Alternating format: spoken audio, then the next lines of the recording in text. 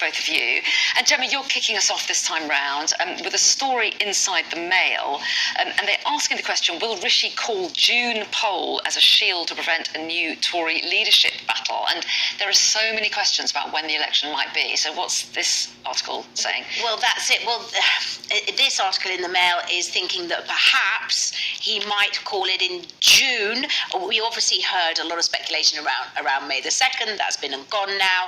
A lot of people I've heard... Ruled out formally by the Prime Minister. It was ruled out formally by him, and it feels like that is definitive.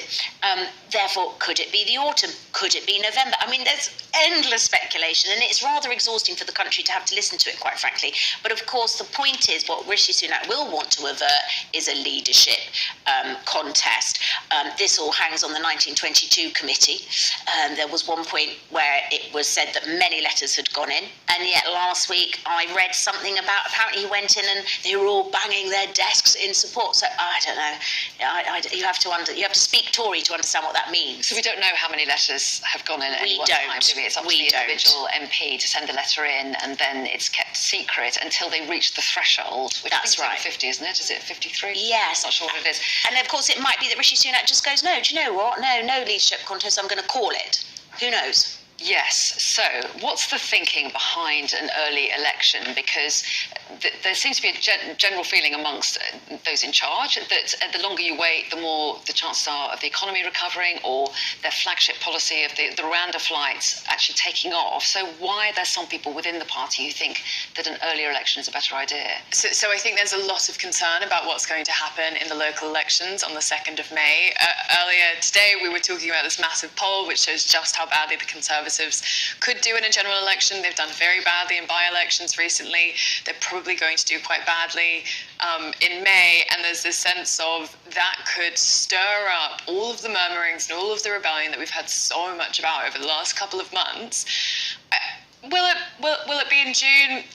Rishi... So the thinking here is that Rishi Sunak might call a June election to head off that There's kind of... There's another thing about boats arriving as well, that as you get into the summer months, more boats will be arriving with migrants on, so that's an aspect too. I know that they hoped they were going to get some bounce in the polls when they announced a 2p cut-off NI that did nothing for them in the polls, so it's desperate times. I mean, yeah, that's the theory, but I do think they'll just try and hang on, because everything that Rishi Sunak has done has been on the basis that the economy will come back. That's what he's going to be hoping for. Okay, well, we'll wait and see, when the election is, and whether or not there's any kind of leadership challenge before then. Interesting times. Sasha, take us on to an article inside the Telegraph next, and this is about smartphones and what they might be doing to children. Yeah, absolutely. So this is a great story from, I don't know, can you call it a dictionary superstar, Susie Dent? I think that's what she is. That's the only way I can describe her. Got it. Exactly. She comes up with these words of a day every day. She posts them out on Twitter, and she's talking about how kids on their smartphones all the time. It's just changing the number of words that we actually have in our everyday vocabulary. It's changing the kinds of words. One of the things I love about her is I feel like she brings up quite old words, which is always quite nice. And I do think there's something in it. I think certainly for myself, I can say there's a little bit of memory retention problems when I'm constantly on my phone, because there is that sense of I don't have to remember it. I can just Google it. The availability of information, I think, sometimes means we don't test ourselves. And so that probably is true for vocabulary as well. Well, yes, and you wonder whether we've done enough research generally about the impact of smartphones. Yeah. Don't you think, Gemma? Because obviously there's the issue of social media and what impact that can have. Excuse me. I could tell I was going to cough.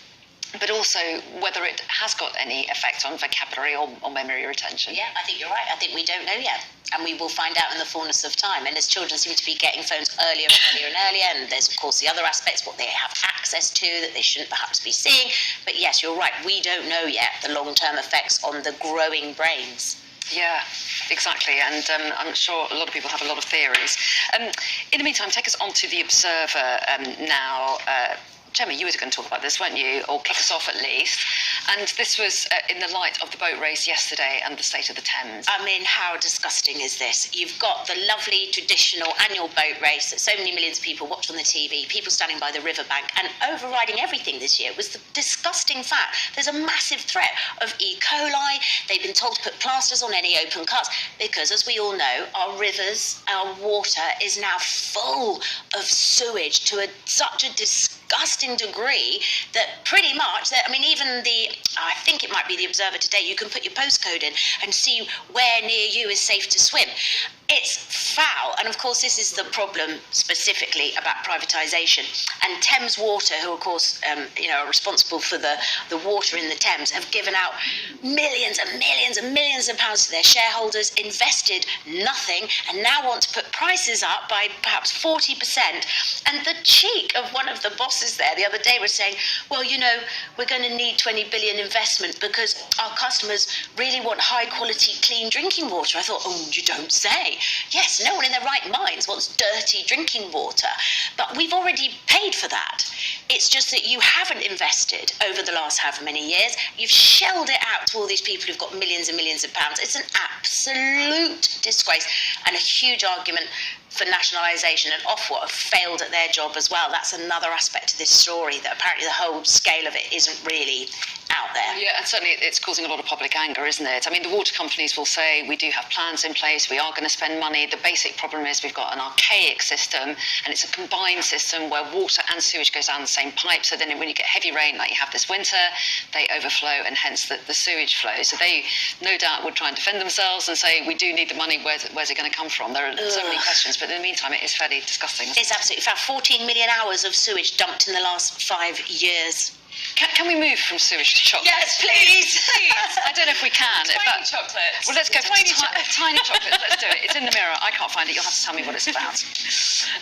So basically, chocolates are more expensive. They're getting smaller. I mean, do you remember when they changed the design of, was it Toblerone they changed the design of? This is the thing that comes up whenever we talk about this. But basically, the cost of chocolate has gone up by about 11%. So cocoa, which is the main ingredient in chocolate, there's been various problems within supply chains in West Africa, where we get a massive chunk of it from. There's been droughts and all kinds of climate-related problems there, which means that it is just more expensive, and it's one of those small things that bring us joy, and even that costs a little more. It's worth splashing out on the odd Easter egg. Sorry for the We're out of time. chocolate I'm so sorry. Thank you to both of you. Thank you. Happy Easter.